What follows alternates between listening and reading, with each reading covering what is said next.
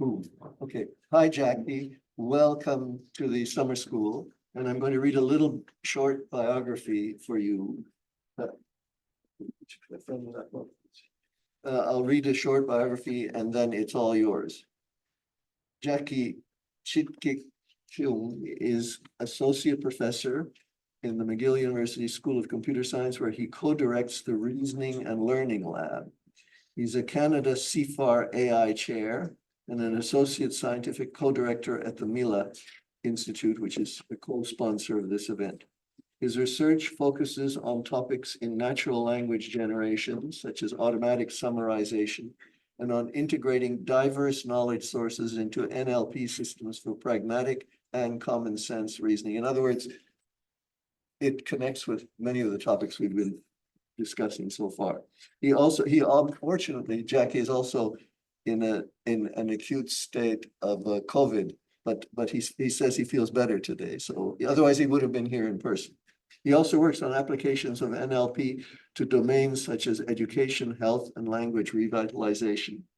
And he's motivated in particular by how the structure of the world could be reflected in the structure of language processing systems.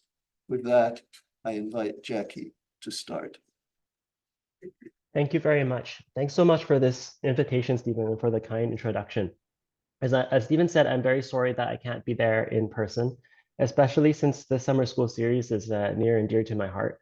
I remember participating in one of these series around maybe 2016, 2017 on reasoning, and that was fantastic. So I'm really excited to have this opportunity to speak today. So today I'll be talking about benchmarking and evaluation in NLP. It's a topic that I've gotten quite interested in over the past few years, but I'll draw on examples from some of my work on natural language generation and automatic summarization as well. Okay, so the main question that I'd really like to talk about today is what does it mean when somebody says AI can do X? I think that's the theme of many of the lectures today. So I'm going to speak my piece, and then please feel free to ask me questions, and we can chat some more, and we can try to figure this out. And I think this is a very important question these days because there's so many conflicting claims about AI can do this, or AI cannot do that, or AI has learned this, or AI understands that, right? So it'd be nice to have some precision and some scientific rigor regarding what all of this really means. Okay, so as one example, I think this is the second time today that you've heard about Sabine Hossenfelder. So she's a YouTuber, a scientific YouTuber, and she's a physicist. And I think yesterday or the day before, she came out with this video called AI Learned to Lie Deliberately. And although it's maybe unfair that I'm holding her to a higher standard, it'd be good to like ask what does it mean when you see like a popular science news article or maybe a press release from a company and they say something like this, right? Like AI learned to lie deliberately. And in particular, the study she cites and talks about in her videos has to do with AIs playing the board game diplomacy, which involves players taking control of countries and then making promises to each other and then backstabbing each other by not doing what they said they would do. And according to that study, and as reported by Zafina, this AIs that have been instructed to be honest and truthful nevertheless learned to lie in this game in order to try to win, because I guess that's their objective. Okay, but how do we evaluate that? So I'll put aside my personal opinions on whether those results in that study constitutes AI learned to lie deliberately. But I'm more interested right now in the more general question of like, what is the process of concluding from the evidence of that you get from experiments or observations towards being able to make that conclusion. And so the main point that I hope that you'll take away from my talk today is that claims like that need a lot of specification to be scientifically meaningful. So again, there's a distinction between people just saying things for the sake of, making a splashy headline or making something so that you click on the YouTube video. But if we want something that we can actually discuss meaningfully and fruitfully in a more scientific context, then you really need to like drill down and talk about a lot more details in order to be able to assess that claim. So for example, when she says AI, you might be interested to figure out some of the basic details, like what AI, are there any restrictions on the type or the assumptions about how the AI was trained and what it was geared to do? You might be interested in what settings. Is it going to be in all settings or just in the setting of the game of diplomacy? What does it mean to lie deliberately? Like lying seems to involve intent. So that seems to presuppose that the AI knows the state, some state of what they're going to do, or maybe the state of the world, especially with the phrase deliberately. So that really involves intent. So do large language models actually have intent? And then also the next question after specifying all of these basics is like, what evidence is there in support of this claim with all of these specifications? And so today I'd like to talk about how we can connect these claims in NLP and AI more generally with experimental measurements so that we can usefully have a meaningful conversation. And I think, again, I want to reemphasize this is super important because I feel like a lot of the debates that we have in the field right now, whether it's about safety in AI or any other potentially controversial topic in AI, often people are not talking with the same assumptions and the same definitions in terms of the term for their terms. And when they draw on experimental evidence, there's not always a clear and consistent way in which they're doing so. And so I think that if we're able to add more precision in these discussions, that might help clarify some of these debates, and that might help people understand exactly where and how they disagree. Because it could be that they don't actually disagree much in terms of specific predictions about what AI systems can or cannot do in the near future, at least. But they might disagree on how to interpret it or how to interpret the evidence in support of what will happen, for example, in the longer term future. And because my area of focus and the topic of a lot of the lectures in the series is going to be about large language models and AI, in these fields, this evidence would primarily be in the form of applying, say, large language models to benchmark tasks using some data set and some evaluation metrics. And so that's what I'll talk about today. Okay, so as a high-level plan of this presentation then, so we've stated that the goal is to have a better understanding of what it means to say that AI can do X, focusing on natural language processing examples. And then I'll split this talk into two major parts. The first major part is to have a discussion of evaluation methods in NLP, and also to discuss these key notions in terms of measurement validity.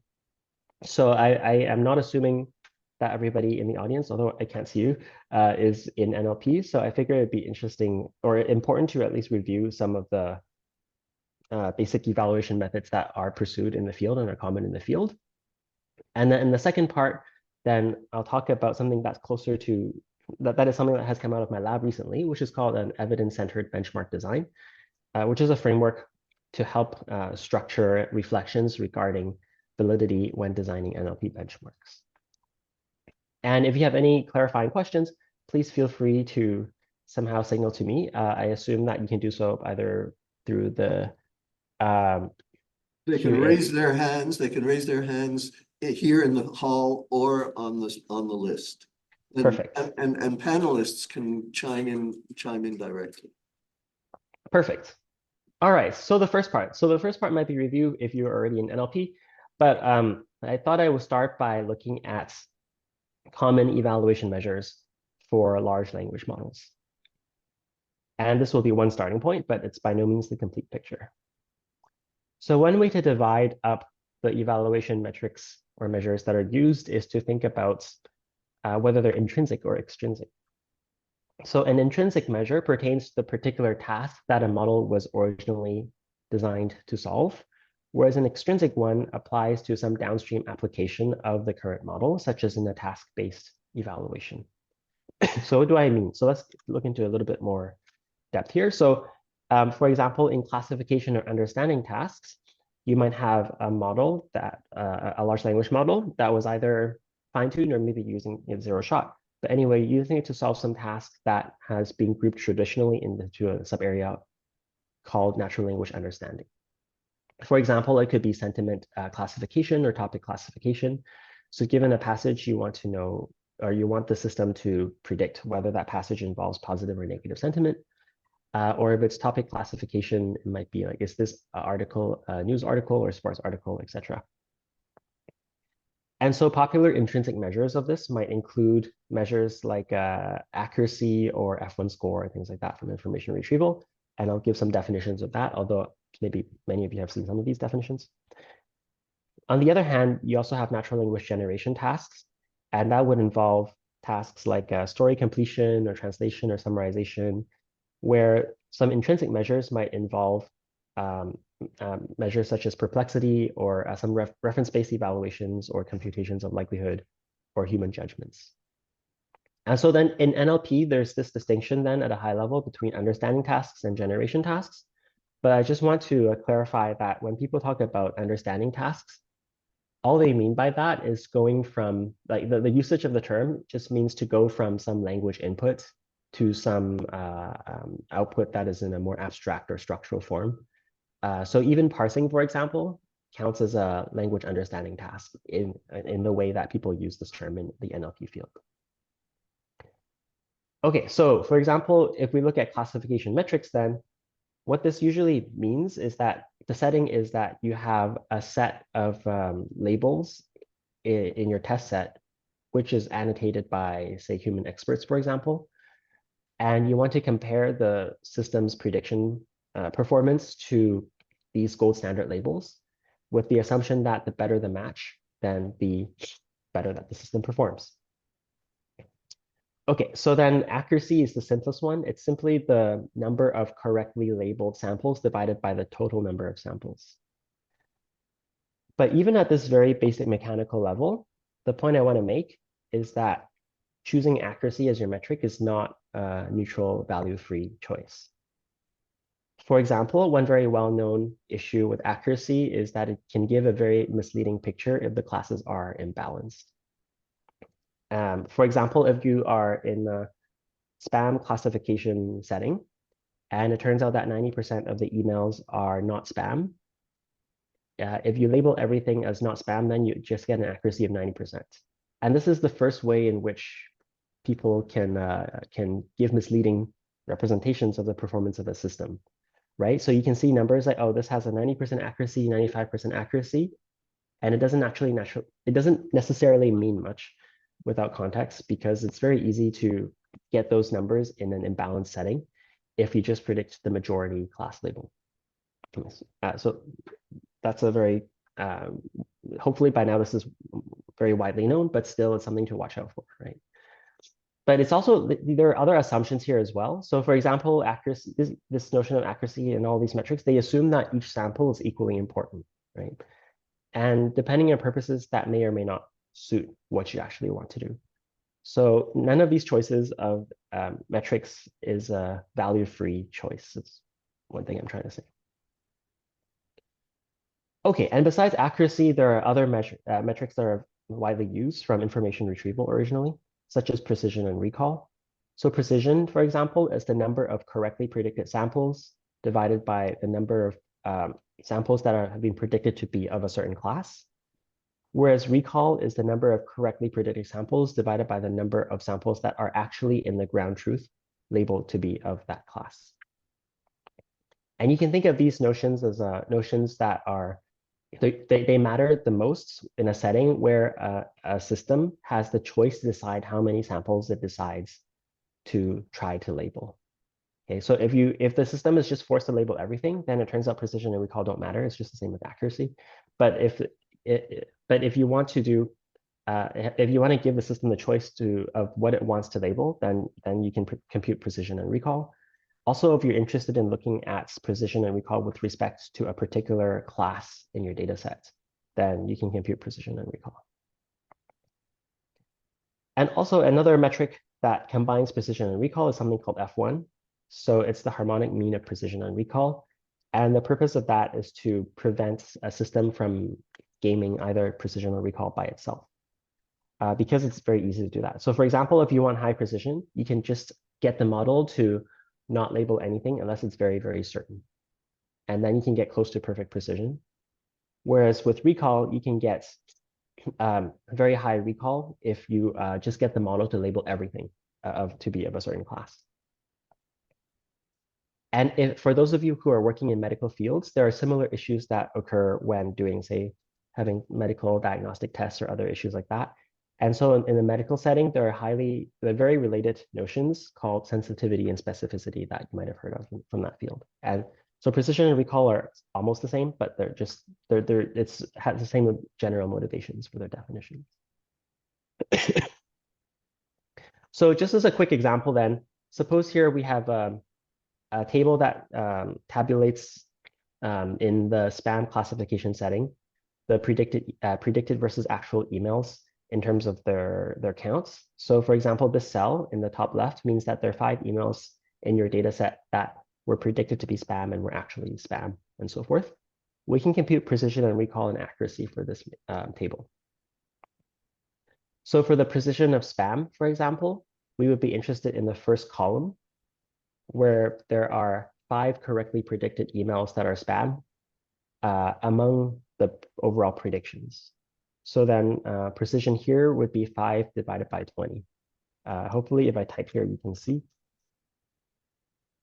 For recall, then you would look at the number of emails that are actually spam in the ground truth. And so here it would be 5 over 15. And finally, in terms of accuracy, it would be everything across all of the classes that are correct divided by the total number of samples, which in this table would be 25 over 50, because 25 because those are all of the diagonal entries which were correctly predicted no matter the class, and 50 because that's the total number of emails in this data set. So this just goes to show these numbers range from 25% to 50% for this made up example. And so there are many different numbers you can extract from this system applied to this data set. And you can report the ones that make sense for your use case or downstream purpose. So that was just a quick review of some classification evaluation metrics. Because we have limited time, I'm going to move forward and next talk about generation metrics. So this is becoming more important now that large language models generate text and we're using these texts for whatever purpose, right? And it turns out that it's much harder to evaluate natural language generation systems than natural language understanding systems. With understanding systems, the researcher or the system designer specifies the format of the output. So it's easier to label according to that expected format and check the performance by accuracy or whatever, or what have you. But in the generation setting, there are often multiple possible correct answers. And so it's much more difficult to do. So let me give you some commonly used strategies, and they all have major issues, but these are the ones that are used in the field today.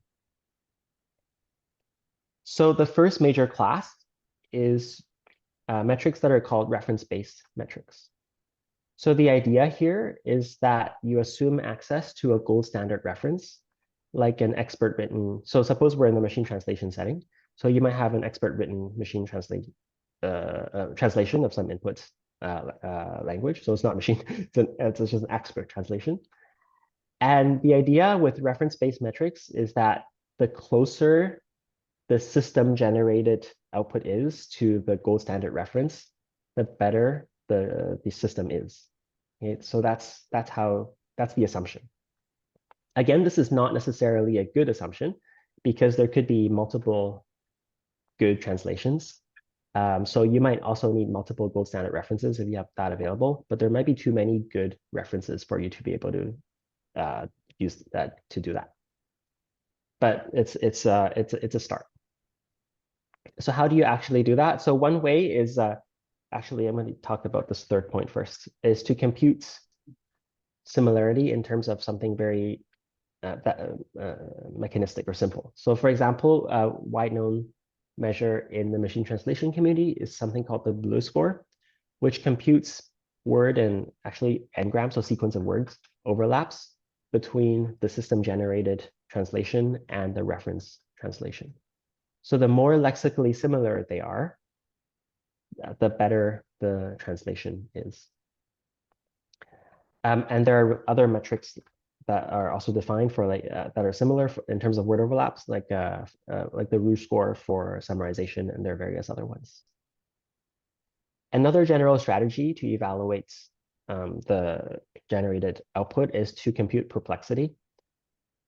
So here, the idea behind perplexity is that if your natural language generation system gives you some probabilities or likelihood scores of how likely it is the system is to produce a certain piece of text, you can use that to score the reference outputs. So in terms of perplexity, the lower the better. So one way to think about it is the less surprising the reference translation is to the model, the better the model is, because it means that the model would have been more likely to generate that reference translation.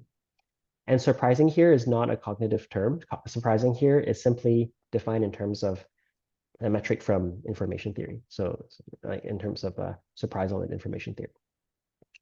Or an equivalent way to think about this is that the higher the likelihood the model assigns to the generated reference translation, the better the model is. So this is another option that is popular. So this is one general class of metrics. Another general class has to do with reference. They are reference-free metrics. So this could be also involve automatic metric scores as well. But another possibility is to ask humans to do this. So for example, in machine translation, then you can ask people who speak the target language to direct, or maybe both languages, to directly rate the system outputs. And here then there's a variety of things you can do. You can ask them to annotate generally, like what's the quality of this translation, or you can try to give them more structure and to define like what about the fluency of this? What about the content coverage of this? Are there any hallucinations or like factually inconsistent things that are generated, etc. And there are also a lot of nuances in how you ask people, because it turns out that people are complicated things. And depending on exactly how you frame the question, how you do the asking, you can get very different judgments from people. So there's a lot of work on what are good ways to do this to try to minimize the amount of additional bias injected by the process of asking people to annotate this. And this style of reference-free metrics, and in particular asking human judges to rate the outputs of systems, is currently seen as the gold standard in natural language generation in the community, even though it is rarely done well. But people, at least researchers, tend to trust these judgments more than the first class of automatic metrics based on comparing gold standard references with system outputs. And finally, I should also mention that another option is the second class, the original second class of metrics I talked about, which are these extrinsic task-based evaluations. So for example, can a machine translation system actually help people understand a lecture in another language that they don't speak, as measured by a quiz on the system users, right? So this is extrinsic and this is task-based because it's about performance on some other task that should be influenced, that you think should be influenced by having good performance on the first task. So this is very rarely done in machine learning research. And a major reason is that it's expensive and there's a lot of potential for confounds. So in this setting, for example, what if all the people are just not very motivated to take the quiz? Maybe it's on a topic that they don't care about at all. And so no matter how good your machine translation system is, maybe it won't demonstrate any improvement just because you didn't pick a topic that people were going to study anyway, right? So although this is not often done, ultimately it's necessary if your perspective is that you want to develop AI systems that are useful in some downstream setting, or if you want to make claims about the impacts of these AI systems for purposes downstream. Okay. Okay, so that was a quick review of evaluation measures and strategies that are common in the NLP literature. But actually, the more, to me, more interesting thing that I want to talk about today is how to place this in a broader context, because these metrics are only one piece of the puzzle. And we also need to think about the use of these metrics in an experiment that hopes to produce evidence and support or in order to try to disprove some claim made about the capabilities of an NLP system. And so for that, then I need to introduce terms and work from another research line looking at validity. Okay, so here are some basic definitions. So how these metrics are actually used is that they're used in order to, as part of some experiments that ultimately has the goal of thinking about capabilities of NLP systems. And these capabilities, you can think of them as constructs.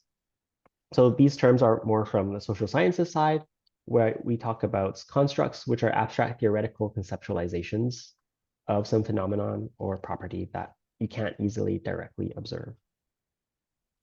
So in the initial example from the lecture, it would be like lying deliberately, right? So, or lying in some broad sense might be a construct. And the operationalization of it is how we create criteria and processes to try to make measurements about constructs of lying. So it might be like, oh, we decide that the AI will be trained in a certain way and that it will be placed in this context of a diplomacy game that it has to play. And the validity, which is the key question of the day, is the extent to which a measurement captures what it was intended to measure.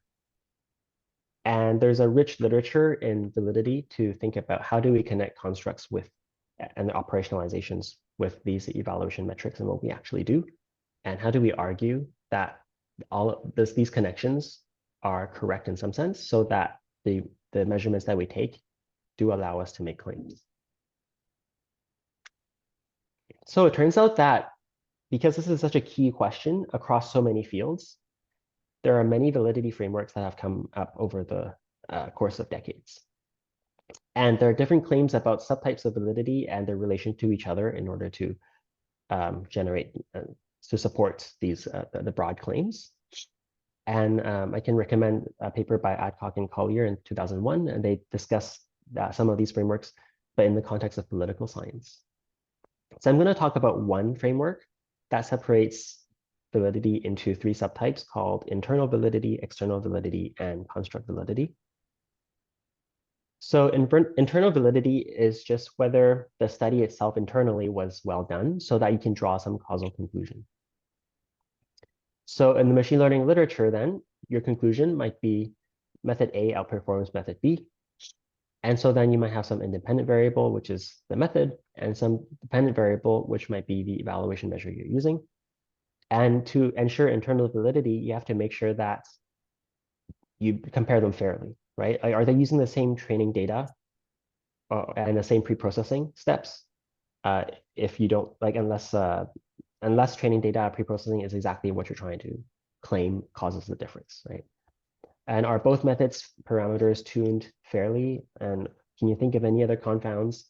And are the methods and evaluation measures and so forth implemented correctly? This is actually non-trivial, right? Like there's usually bugs in code that we write. We know that. So we have to make sure that those do not affect the internal validity of the experiments. So this is kind of like the most basic thing that you have to ensure. Everyone would assume that, like, of course, this should be the case. External validity is about whether the conclusions drawn by the study generalize to other situations or other data. And this is also important because we would like to have like some experimental results in one particular setting be informative overall for other settings, at least other similar settings that we might apply this to. And for this, you might be interested in questions like how big was the test data set? And is it representative of all of the kinds of language for which you're making the general claim? For example, I'll talk more about this, but like benchmark data sets are usually drawn from one genre of text. Like in automatic summarization research, for example, traditionally summarization research has been conducted for the field of news summarization, or news text. But then the claims about the systems tested on the news text are usually very broad. They're usually about summarization in general for all kinds of texts. And so you can say that maybe those claims are not warranted. So you have to make sure that either you have to be careful and restrict your claims carefully, or you need to perhaps do more testing or have more evidence that your results will generalize. And thirdly, then there's construct validity. So construct validity is used in many different contexts, so it can have many different meanings. But broadly speaking, it just refers to whether some abstract concept or property we're interested in measuring is being approximated by the evaluation. So if we're interested in safe and reliable large language models, does high performance on sentiment, classification, or perplexity tell us anything, right? So what's the connection between the specific measures that you are interested, that you compute versus the overall quality or construct that you care about? So yeah, let me give a few examples. So there's one example from Blajet et al., who's a collaborator of mine, Susan Blajet, at MSR Montreal. And they have this paper from 2021 analyzing several fairness benchmarks in NLP. And they found that there were unstated assumptions and ambiguities and inconsistencies in the benchmarks that are used in NLP to test whether large language models exhibit some kind of stereotyping problems. Okay, so the first example is that in the data set, they found a sentence like, I really like Norwegian salmon. And the stereotype is the exchange student became the star of all of our art shows and drama performances. And the anti-stereotype is the exchange student was the star of our football team. And you might be very confused because like the sentences don't seem to have much to do with each other. And that's kind of the problem here. So first of all, Norwegian is misspelled. So that's already a potential problem in that does a large language model, can it, if you misspell something, does it have the same behaviors on the misspelled version versus the original version? Because like people can presumably easily unscramble this and they will understand the original intent was Norwegian. But also Norwegian is, in this context, not a historically disadvantaged group. I think you can find a context where they might be, but not in this one. Okay, and also like salmon is not really the typical target that we want to test for in terms of stereotypes, right? And finally, the stereotype and anti-stereotype context don't have much to do with the salmon at all. So for many of these reasons, then this example seems like if the model, the expected performance of a bias or a model with stereotype versus a model without stereotype on this example doesn't seem to say much at all about whether that model exhibits stereotypes as we are interested in as they apply to social demographic groups of humans in general. So this is an example where there's a lack of validity of a measurement made on this example. And so overall, another point that I want to make is that there is a gap between research evaluation methods and human needs satisfaction in downstream use cases.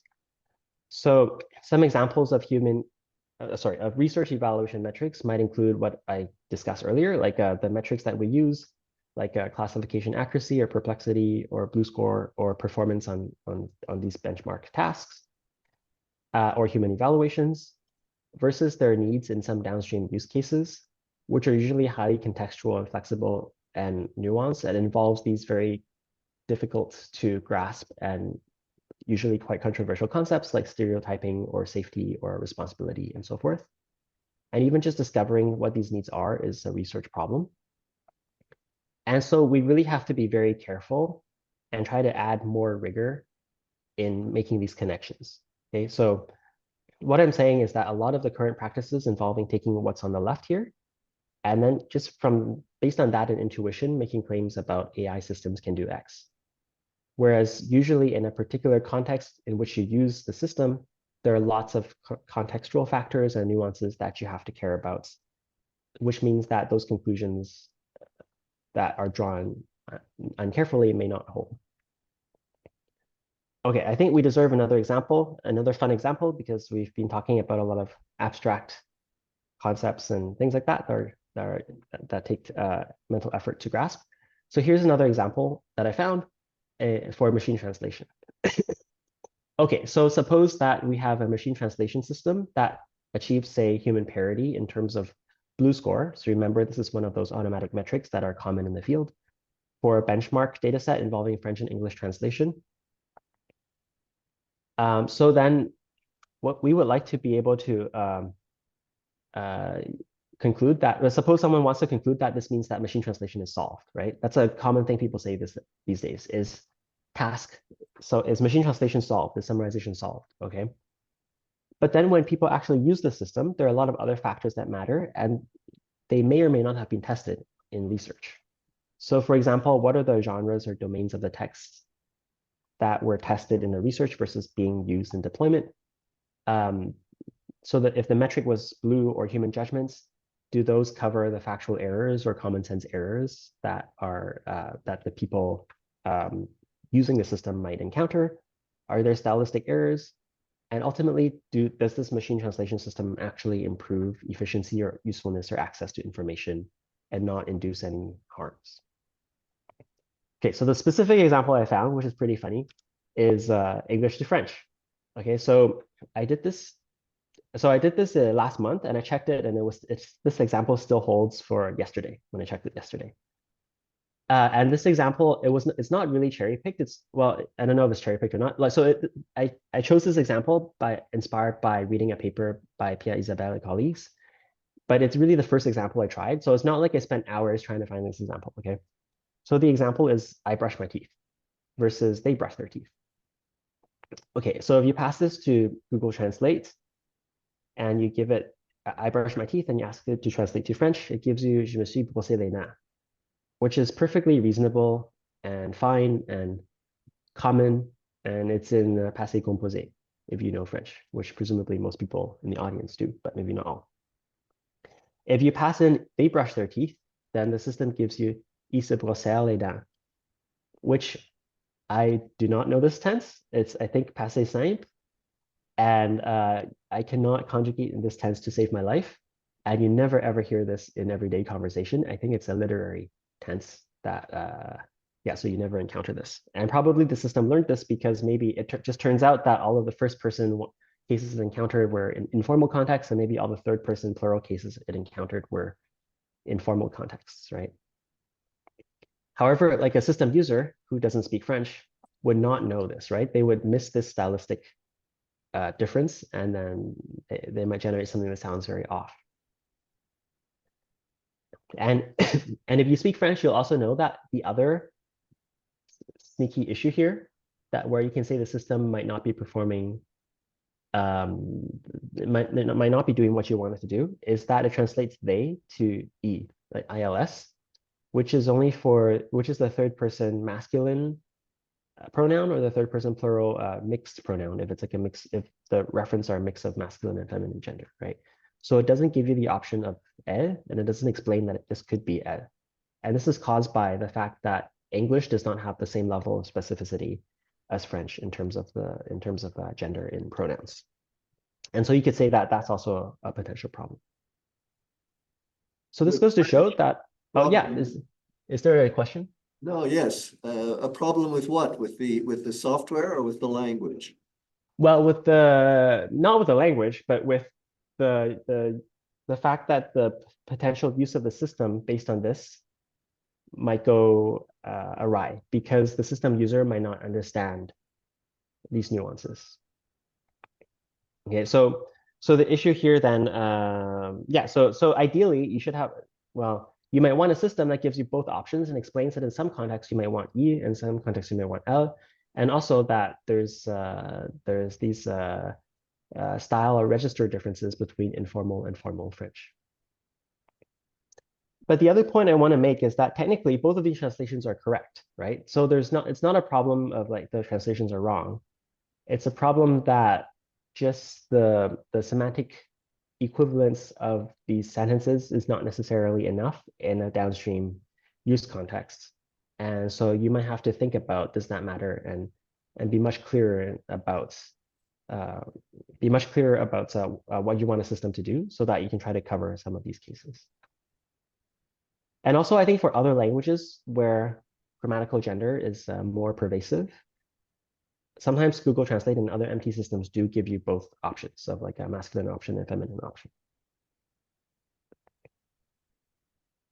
Okay, so I also I want to say next that validity. So we're talking about validity. So the validity is a property of a measurement. So the other thing that's very common in the field is to talk about like, is this evaluation metric good or bad? What does that mean? So they're implicitly trying to claim that this metric might have poor validity.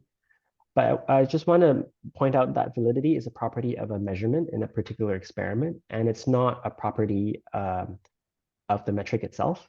So that means you cannot say that an evaluation metric by itself has like a fixed validity across all models and tasks and data sets, but rather it's its application for a particular model or class of models on a particular task and data set where you can talk about validity. And this is also important to keep in mind because of Goodhart's law, which says that once a measure of quality is turned into a target to optimize, then it's no longer a good measure of quality, right? So in machine learning, we often, and in NLP, we often work on trying to achieve state of the art on a metric, like blue score or human judgments or something else. And we always have to keep in mind that by optimizing for the score, even if we follow the correct experimental procedure in terms of separating out training tests and test sets and being careful and not having contamination and so forth, we still run the risk of degrading the validity of the metrics we use over time. So if the whole field works on trying to improve a certain score, even if each experiment is done correctly, as a field, we might end up over-optimizing on that score rather than on some other, rather than on the quality that the score was intended to capture in the first place. So that's another thing to keep in mind. So I'm running out of time, so I'm going to skip some examples and go directly to the next part of the talk. So here's a funny example. So large language models may exhibit a bunch of different problems. And so for example, here's a context that a friend of mine put to an older version of ChatGPT. And it misgendered me, gave me outdated information about me, said it was like a assistant professor, because I guess that's when the system was trained. It was incomplete. It didn't state all of my research areas and gave me a hallucinated award, which is pretty funny. So then the next topic that I want to talk about in the second part of the talk is to talk about how we can identify this, these qualities that we might want a system to exhibit, and then how we might want to be able to construct arguments that a particular way of operationalizing them and testing for them with a data set and with certain metrics argues for the validity of that benchmark. Okay, so this is new work from my student Yu Liu and my collaborators at MSR Montreal, where I'm a consulting researcher. And this is going to appear at ACL 2024. And so this is more of like a positive proposal. So we're proposing, so far a lot of what I've talked about is here are all the ways that in which things can go wrong and can lose validity.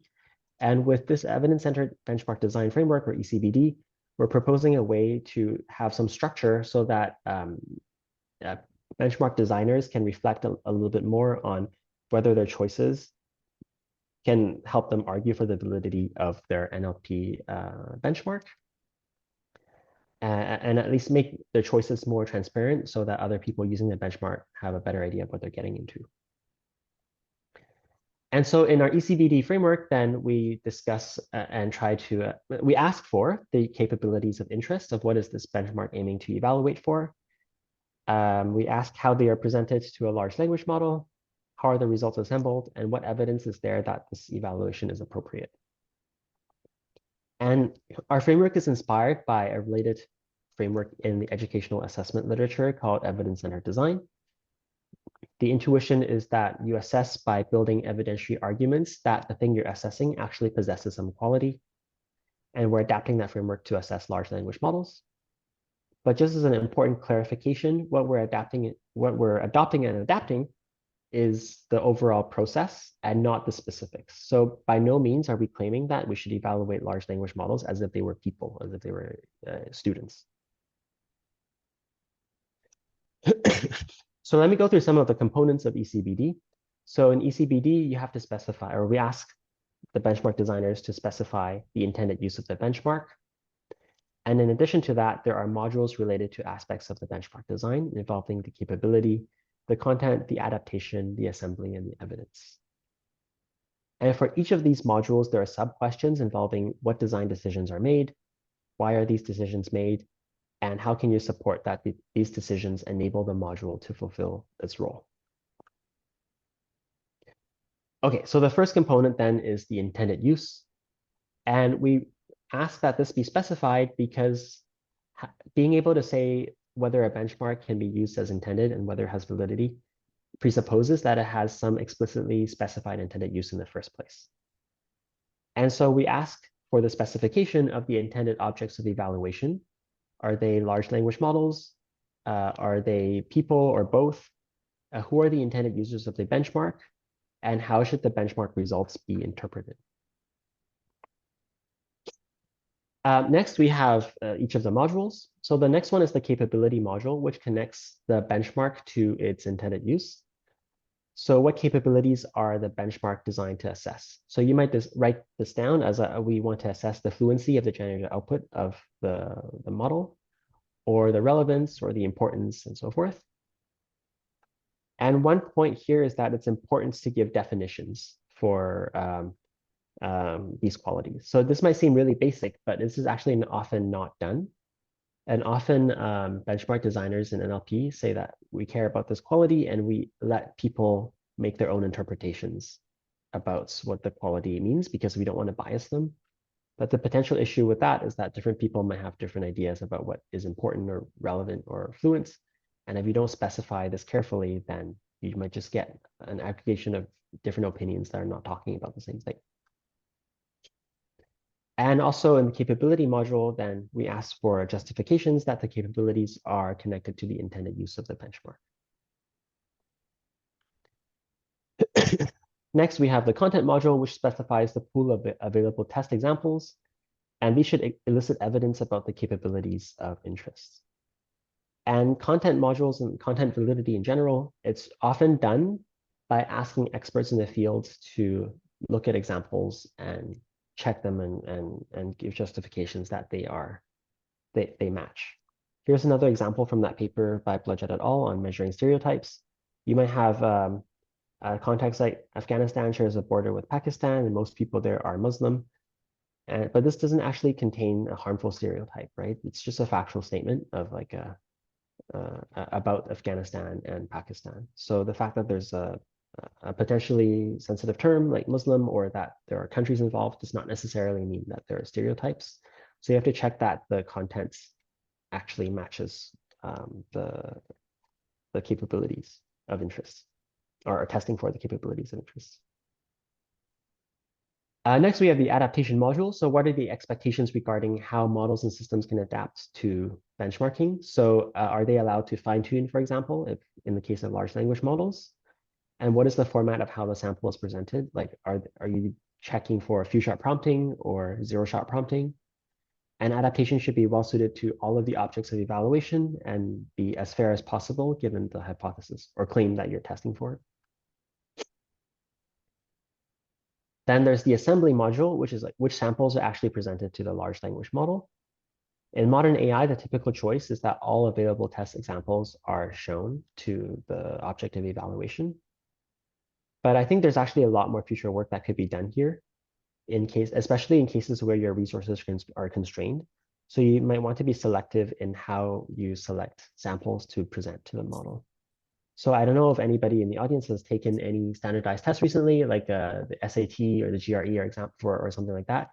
But those tests, for example, are adaptive in that the test decides what item to present to the test taker next based on your performance so far, previous performance. So you can imagine that this could also be done for large language models, although so far it has not been done very much. And then there's the evidence module, which is how do you extract evidence about the capabilities from the test example? Like how do you, like maybe you have to compute and apply some evaluation metric, but it could also be qualitative. So yeah, it can be quantitative in terms of computing the metrics, many of which I presented in the first part of the talk, or it can be qualitative in that it could be about reading texts and then asking people to give perspectives and then having some coding process according to some working definitions. And then you label things qualitatively that way. And then there's also evidence accumulation, which is how do you accumulate multiple pieces of evidence such as do you compute averages? Do you compute modes? Do you specifically not compute averages? And what do you compute the averages of? So these are all choices which can impact how you can interpret the results. So I know that was a lot and that was mostly very abstract, but hopefully you get the idea that ECBD aims to formalize and produce and think of and force the benchmark designers and maybe even benchmark users to think about each of the steps in the process of creating evaluation benchmarks in NLP and write down their decisions and their justifications for each of these steps. So in presenting this model, this framework, we're not enforcing any particular way of reasoning about validity and besides this overall framework and structure. But our hope is that by asking for the structure, it'll help benchmark designers and benchmark users think about, are there any gaps in their reasoning or what assumptions they're making, so that when different people interpret the results of the benchmark or when people design different benchmarks, they can identify for each other where there are differences or commonalities in these benchmarks and how they're used. So we actually applied our ECBD framework to some existing benchmarks. So we can do that even though we're not the benchmark designers ourselves, but we applied them to some, by now slightly older benchmarks, some of which involve multitask benchmarks in NLP, and some of them involve, one of them involved like a single task, like the bool queue benchmark. And we wanted to do this just to see how we can apply how we can apply our benchmark to existing data sets. So there's a question from Louis about how about the adaptation module. So the adaptation module, so this is about the format of how you present an instance to a large language model. Because there are multiple choices you can make in the NLP community. For example, these days, it's very common to include lots of extra information in the context of what you pass to a large language model before asking the large language model to solve a task. Like you may give it instructions specifically, or you might give it examples and demonstrations. And in some settings, those allow the model to perform better according to existing evaluation metrics. And so in the adaptation module, we're asking the benchmark designers to specify what are their assumptions about what large language models are allowed to do or not allowed to do in this case. And so are they allowed to pass in demonstrations because that's extra information? Are they allowed to pass in instructions? So that's the idea behind the adaptation module. And Louis Chartrand says, thanks. Are you continuing with your presentation, or can we applaud now? I have, let me wrap up with like a few observations. I'll end by the end of the hour. Okay. Okay. So just a few observations about how we applied it to the benchmarks. So we found that in the existing work, the intended uses are often vaguely specified. And in some cases, the benchmark designer, for example, in a Helm, says that the use and interpretation is up to users to decide for themselves. But our point is that this means that it's hard to build validity arguments without knowing the intended use. And so we encourage the benchmark designers to actually write this down. Otherwise, each user of a benchmark will have to write down for themselves how they intend to use the benchmark in order to make a validity justification for their experiments. Another observation we had is that often there's not a clear connection between how capabilities are broken down into sub-capabilities. For example, in Superglue, they claim that they want to, the benchmark is intended to measure general purpose language understanding. But then in terms of the specific sub-capabilities, they talk about causal reasoning or common sense reasoning or everyday knowledge. But it's hard to see, there's no argument for how those constitute the set of capabilities that make up general purpose language understanding. Other benchmarks like Helm do a better job in that there's a clearer connection between practical utility and the qualities they care about, like robustness or toxicity. Another important observation is that often there's a conflation between some construct being measured versus the measurements themselves. For example, Helm talks about accuracy as a construct, and they define it as an umbrella term for standard accuracy-like metrics. But this seems to conflate the two, because then these accuracy-like metrics could involve metrics like classification accuracy, or F1, and it also involves metrics like rouge scores or blue scores for generation tasks. So it seems that it's working across these multiple levels.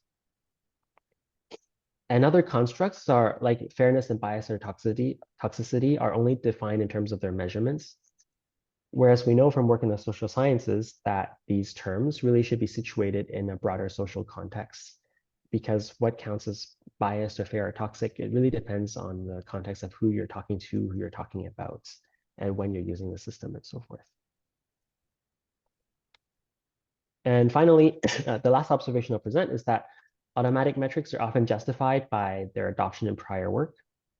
For example, rouge scores and blue scores in natural language generation are often adopted because other work uses them. But like that's not necessarily a good argument that there's still valid metrics in a modern context in evaluating new systems. So this is something else to reflect upon, is that often when designing your own experiment, you might not want to just reuse what other people have done. So we'll provide worksheets with all of these modules, and then we'll also release the worksheets that we've done on the benchmark data sets that we've analyzed so far. So I'll wrap up now. So to conclude, whether we can make statements like can AI do X, we really have to think a lot more about the context around which you're making that claim. And in particular, we need to think about the evaluations that allow us to make that claim. And we have to think about the validity of the measurements that make up that evaluation. So at a minimum, we should adopt some of the parlance and the terminology from social sciences, for example, about separating constructs from their operationalizations and the metrics used in the measurements. And I've also presented ECBD as a framework to help us structure reflections about the validity of these evaluation benchmarks, geared towards NLP, but potentially more broadly applicable. There are other efforts that I can mention, like there are documentation efforts in AI on data sheets and model cards. There are reproducibility efforts. There are issues with reliability, which I didn't touch at all in this presentation, like ensuring consistency and asking whether the results you get are just by chance. And those are all separate.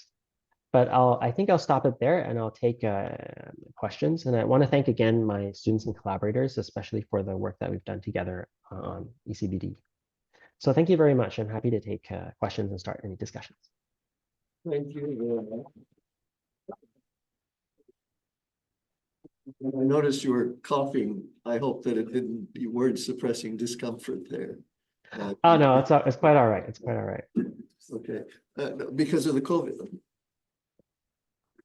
Oh, the question is open. The talk is open for questions from here, and I'll kick it off by saying that there's one big difference between evaluating these tools and evaluating students, is that students are being, of course, you chose the GRE and the SAT, which is sort of a general competence task, but mostly we're evaluating them for course contents. When we've just given a course, we know what we've just given, and we know what it is that we expect them to be able to say. In the general ability field, of course, there's a lot of variance in what it is that people know, but that's also being evaluated, so that's not a problem. But in the case of the kind of evaluation that you're doing, I'll use the example that you used about ils se brossèrent les dents. Okay. It's not, I think it's not just what you said. I think that tomorrow we're going to have Chaim Dubosarski speaking about language change. And there's a sense in which time is against you when you're trying to do evaluations like this, especially if they depend very much on language and language usage, because it's not a stationary target. Do you recognize that as a factor? With ILNL, things have become a lot more complicated than they were in the simple world, where the only difference between English and French was that English doesn't have gendered pronouns and articles. Now, French is undergoing a change, and LLM is being where it was generic, where it was generic, it's being regendered. And that's just an example of the kinds of things that language, the kinds of tricks the language will play on you when you're trying to benchmark it. Do you have any views on that? Yeah, that's a really good point. So language is not static by any means. I don't think the capabilities that we ask of students to demonstrate are static either. They also change over time. So I think this makes it even more important that we write down these assumptions and have more structure and reflection on the validity of the evaluations. So yeah, by all means, yeah, I agree with you. And so there's language change of the type that you're talking about, which are more in terms of the grammar and that are maybe perhaps slower, but there is also very rapid changes in terms of the topics that people discuss.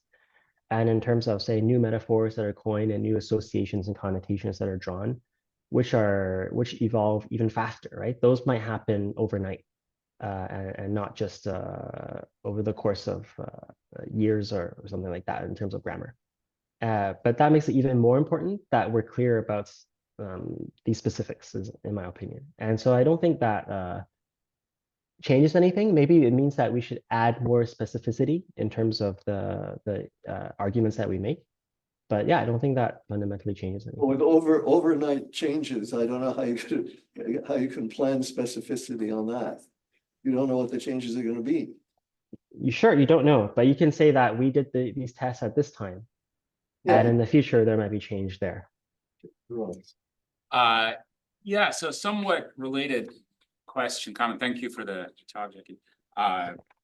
Is when we test people, I think it's useful to distinguish between two kinds of tests. Performance tests, where we're interested in, can people do the task that we're testing them on? So, if you have a job where you have to, this is, I think, part of fire people who are firemen, right? Like break down a door in a certain amount of time, right? You care about that specific task. You care about it generalizing, right, to different types of doors and wearing different kinds of gear and so on. But like you don't care about some underlying, right, testing for some underlying model, right? You care about the actual task. Other kinds of tests, like IQ tests, right, are aiming at something very different, right? We don't actually care about matrix reasoning, right? We have a theory, I think, somewhat problematic theory, right, that doing well in those kinds of problems requires certain abilities, and those are the abilities that we care about. And I think a lot of the benchmarks often the existing benchmarks kind of mix and match, right? In some cases, it's things that we actually care about the performance. In other cases, they're included because someone had an idea that, oh, this is important because doing well on this means that you can, doing well on X means that you can do well on Y and Z, or have not, right? But that's not explicitly being tested often. And so, yeah, any thoughts on that? Look at him here, because I have to take this away. Yeah, that's a really good point. Thank you very much for that contribution. So I think my perspective might be that when we talk about things like IQ or these general qualities, we can only really, those are latent, unobservable qualities. I think we all agree. And to me, it makes the most sense to think about them as being strong correlates of things we can observe. Like it might be like in IQ, IQ doesn't correlate much with anything, but that, as far as I'm aware, but in general, you have some quality and you might want to show that it correlates across many different downstream use cases and settings, like with large language models. And so I think you need to make two arguments there. You might need one set of experiments and one set of results to establish that initial correlation. And then for each of those, then you can try to show that for each of those capabilities, then you can have another experiment to try to demonstrate correlation between the large language model's performance with something that you can directly observe. And from there, you can have like this kind of a more multi-layer arguments that the large language models then can be connected to the original quality that you care about. So it's probably the case that you need this kind of multi-layer reasoning with multiple experiments, all the way down to the specific metrics that concrete metrics that you apply, like rouge or blue or whatever in a particular context. So I think to me, that's how you can try to construct that argument. I guess I'm not sure how real or how true the original qualities are and whether they exist outside of these kinds of demonstrations of qualities generally. That would be my perspective. Thanks. Okay, can you answer Valérie? In your, or do you want me? Yes. So the question is, can I say more about the rouge and the blue metrics? Sure. So these metrics were developed in the field of NLP. They both work in similar ways. The idea is that you have an expert-generated piece of text and at a high level, and then you compare that against a system-generated piece of text, and you compare them by n-gram overlap or word overlap. So you look at, say, how many words, for example, in the system-generated output are contained in the expert-generated output and vice versa. And when they were originally developed, they exhibited high quality with human judgments of quality for the systems back in the time at that time, which is like the early 2000s. And the reason for that is at that time, systems were, I guess overall, the sense was that they were not as strong as today, of course. And so just being able to identify some of the key words that the experts generated in their outputs was already a major accomplishment. In summarization, for example, in the early work, if you were able to identify the main named entities, like the named people or places and so forth that are involved, then that was already, that were considered to be important. That was already a good accomplishment. And so at that time, word overlap was a good correlate between in terms of for some notion of quality as assessed by humans.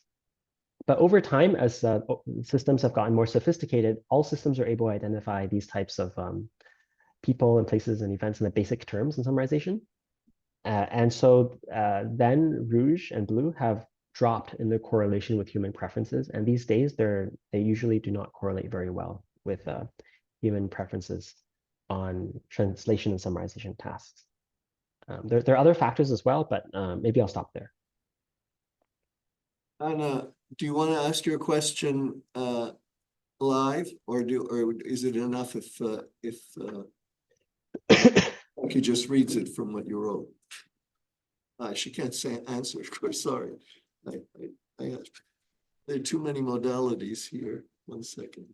Oh, I can read it if then. Yeah, usually she intervenes directly, so maybe. Oh, okay. I'm gonna give her the option.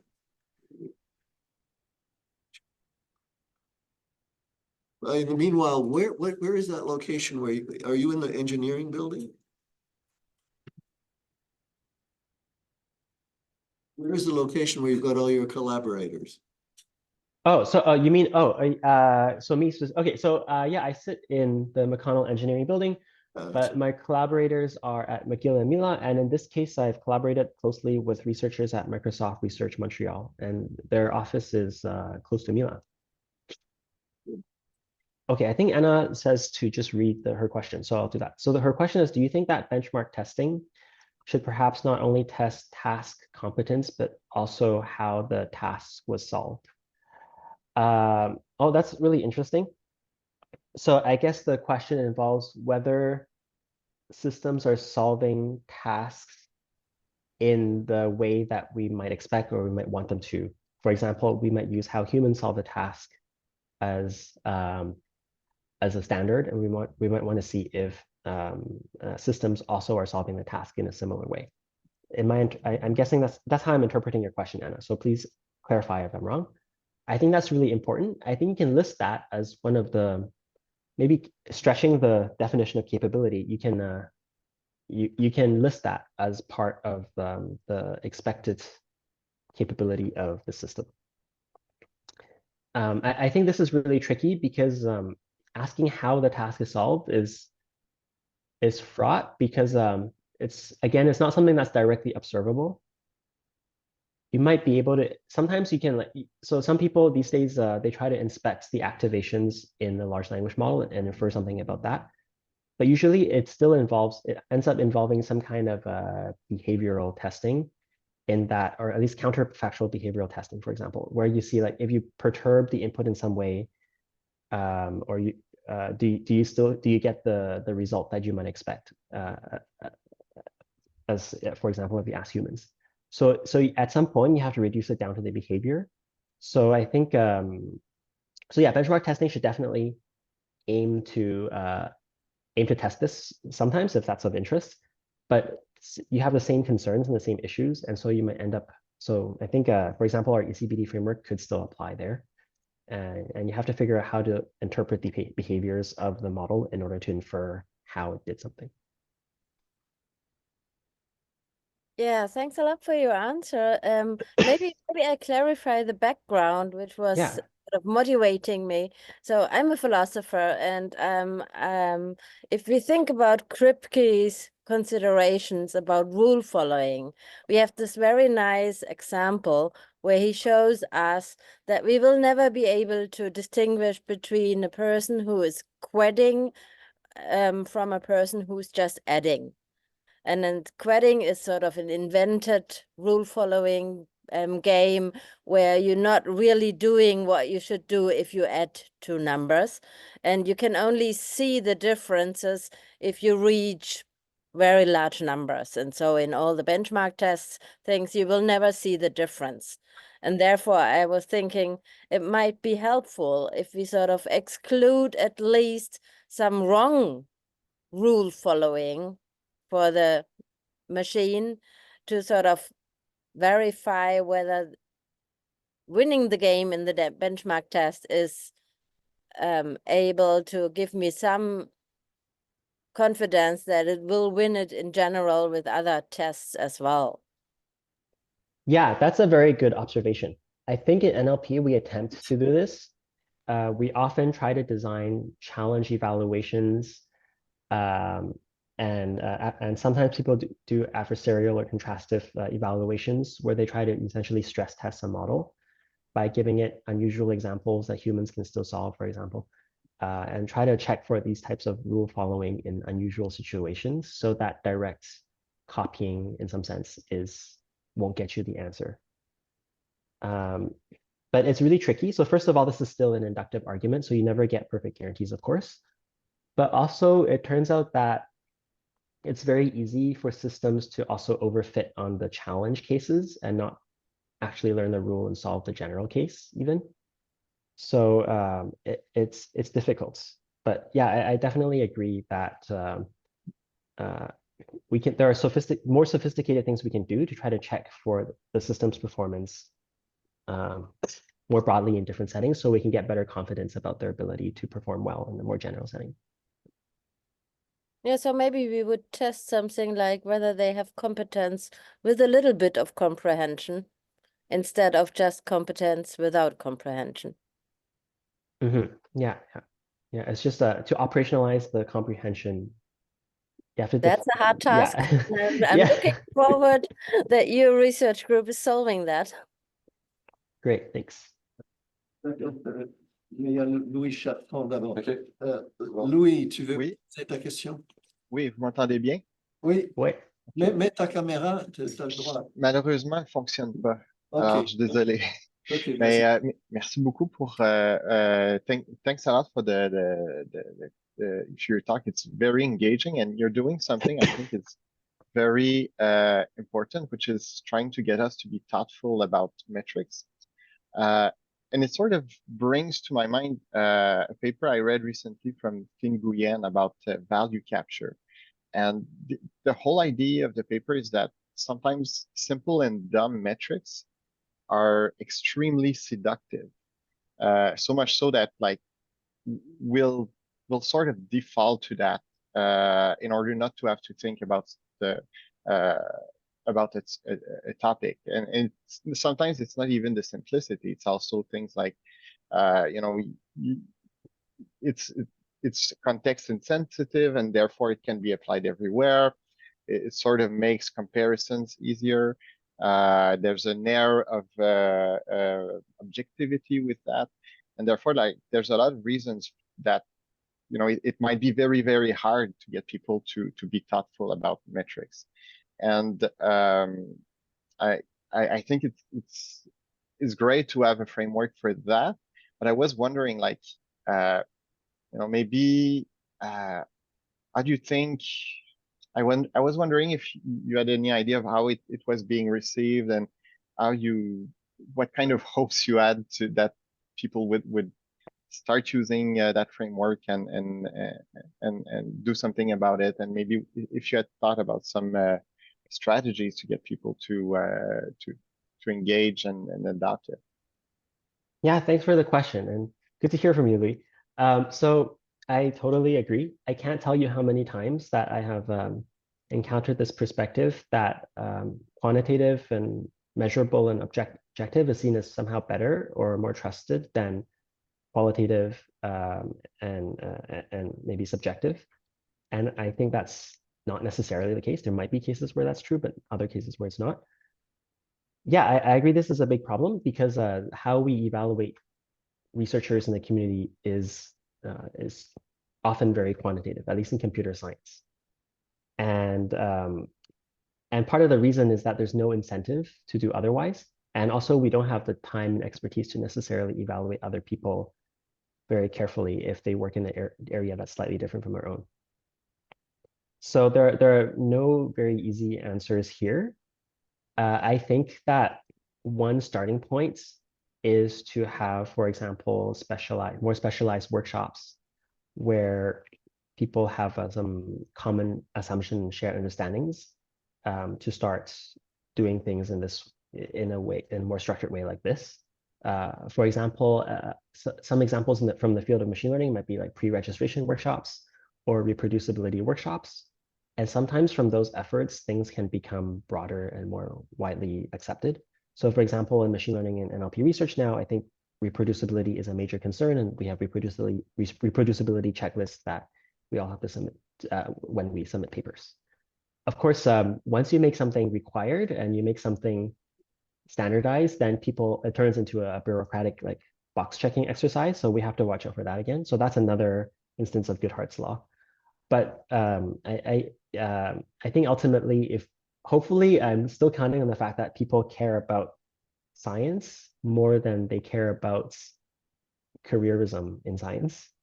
And so hopefully we can convince enough people that like it's worth making these having these reflections and to make it in a way such that it's not compulsory and not this horrible bureaucratic thing, but instead a tool to help people reflect and to more usefully discuss differences.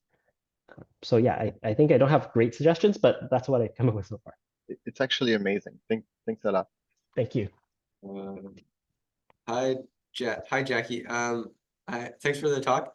I had a question about some of the stuff you talked about before in terms of like extrinsic and downstream use cases. So, because this is for benchmarking, right? So, I don't think, maybe I missed it, but I don't think you talked a lot about the connection between the benchmarking and like this framework you're now proposing, or that you and you all are proposing, and the effect on studying this like in downstream cases, or like how more reliable systems can be in like yeah, so what are your thoughts on that? Yeah, so the ECBD framework is quite generic by design. So we're not saying that it's not intended to be used just in intrinsic evaluations or just in extrinsic evaluations.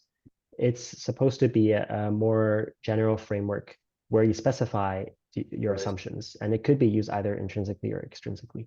Okay. In terms of extrinsic task-based evaluations, I think they're important to do in NLP on the side of NLP that involve trying to develop socially or economically useful systems. I think it's more relevant there. And so that's a setting in which you can think about task-based evaluations. For example, many of the subtasks that are common in NLP, like machine translation or summarization or information retrieval, they get productized, right? They get turned into things that are sold by companies or integrated into their other products. And so there's a very clear need for task-based evaluation at some point.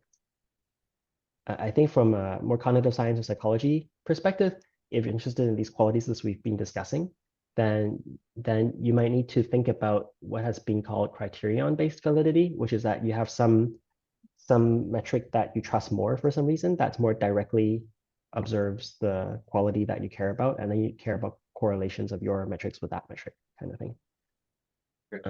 Yeah. Cool. Thanks. Okay. Jackie, are you feeling better? Are you able to do the panel? Sure, I can do the panel. It's at 3:30, right? Yeah. Okay, I just might be coughing a lot, but that's okay. Okay, I'm not, this is non-coercive, it's okay. I understand, yeah, but it'd The be really reason I fun. say it is that when we cut off now, there may be other questions, and if you're interested in hearing them. Yeah, I'm very interested. Yeah. But wait, we still have Anna who has a follow-up. Thank you. So the question which is on my mind is little bit complicated. So I'm thinking about the future. If all the people will follow your great reflection thing and will put this in their papers and in their description of the benchmarks and publish it, and then of course the next generation of large language models will have this as training data. Do you think that this will sort of undermine the goals of your project if too many sort of examples of how to do it right and how to behave right in a benchmark are part of the training data in the future? Did you ever think about saying, please do not take my papers and put it in the next generation of large language models? So I think the general kind of thing you're talking about is inevitable. So yeah, definitely. Well, I can only hope that this framework will become popular enough that it'll end up in the training of the next generation of language models. I think the main risks to undermining the framework and its intended use come from people filling it out maybe not carefully and just trying to like satisfy do the minimum required to satisfy answering the question or something like that. I don't think that it comes from automating that process. Like if it's possible to automate that process at a high quality, that would be amazing. I kind of think it won't be possible because it involves reasoning about these very abstract concepts that there's some evidence that language models are not great at doing. So yeah, I don't have any particular concerns about papers ending up in the training of large language models. But I'm coming from a perspective where in computer sciences, we already expect this to have happened because all of our papers are open source. You can download them. And of course, they're going to be in the training sets of the large language models. Yeah, so I think it's the use. So I should say it's the use of the large language models and the use of frameworks by people that will cause the major problems, and it's not just the fact that it's integrated. Okay, with that, I want to thank you very much for your heroic performance during your COVID. I want you know that you're only one of the 3 COVID speakers this session, so you did very well. And take a rest, and we may see you this afternoon. Yeah, thank you very much. It's been a great pleasure. Thank you to all of you for the questions and the attentive audience. It's been great.